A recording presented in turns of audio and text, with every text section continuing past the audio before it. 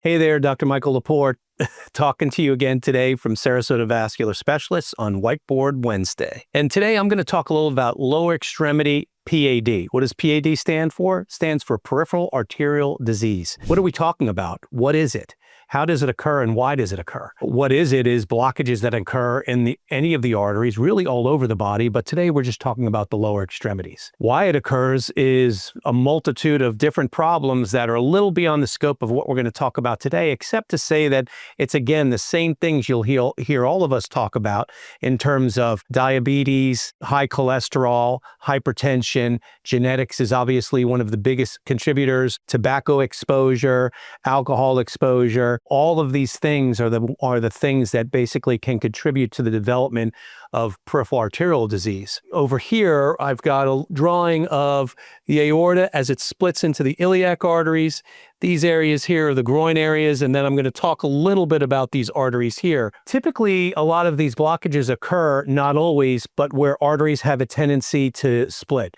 And the thought pattern from the physiologic standpoint is that where the arteries have a tendency to branch or split ends up being an area that can get injured, and from that injury, either whether it's from blood pressure or other problems, you start getting deposition of cholesterol, meaning it puts itself into that area, and then you start potentially developing blockages. So that can be here in this portion of the arteries here, right where the iliac arteries separate.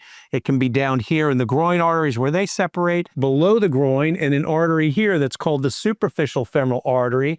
This is the artery that has a lot of blockages also. You know, the question becomes, does it always need to be treated just because it's there? And the truth is no, because if it did, none of us would ever be able to see patients. We'd be operating constantly. A large majority, a big portion of patients can be treated with conservative measures.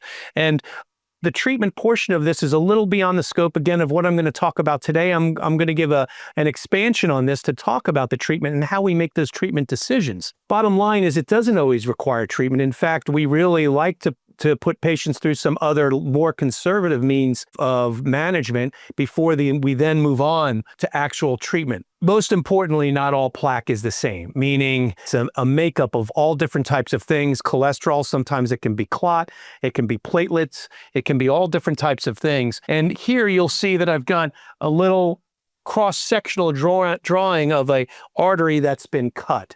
So this represents the different layers of the artery itself, and inside you'll see the black area. It would be an area of where the blockage is actually narrowing the artery. Now, we don't typically consider something to be hemodynamically significant, meaning causing a big enough blockage to shut down flow or decrease flow until it's usually greater than 60 or 70% blocked. And that's kind of true for most arteries, even in the coronary arteries as well as the lower extremity arteries. And in the carotid arteries, usually it's 70, 80% or greater, but it's the same concept. So you would understand that these blockages can occur. If I was to take you to the operating room with me and we opened up an artery and you looked inside, you'll see that, again, as I say here, not all plaque is the same. Sometimes we go in and it's hard as a rock. It's called a coral reef calcification. It's literally feels like a calcific rock or a pebble, if you will. And other times it's really soft plaque where when you squeeze it, it almost goes either direction and almost like toothpaste. Those are the blockages that can sometimes be thought to be a little bit more dangerous because they can sometimes squeeze out one way or the other, flip off a piece, or whether it's clot. And sometimes a piece of the hard plaque can break off and go and cause problems with regards to blocking the arteries off. So again, lower extremity peripheral arterial disease is something that can affect all patients and all people, but usually family history, genetics, exposure, whether it be tobacco, how you live your life with regards to the foods you're eating, cholesterol, high blood pressure, all of these things really contribute to the development of peripheral arterial disease. The locations are not always, but a lot of times at the branch points in the arteries, it doesn't always require treatment. There's different ways to go about treating it, and from a more conservative to a more invasive way. Not all plaque is the same. There's hard plaque, there's soft plaque. I described it to you when I said, come on a trip with me to the operating room and you'd get a chance to really see what that looks like. And I'm going to discuss treatment in the next segment with regards to treatment modalities. Again, Dr. Michael Lepore here on Whiteboard Wednesdays talking to you about peripheral arterial disease.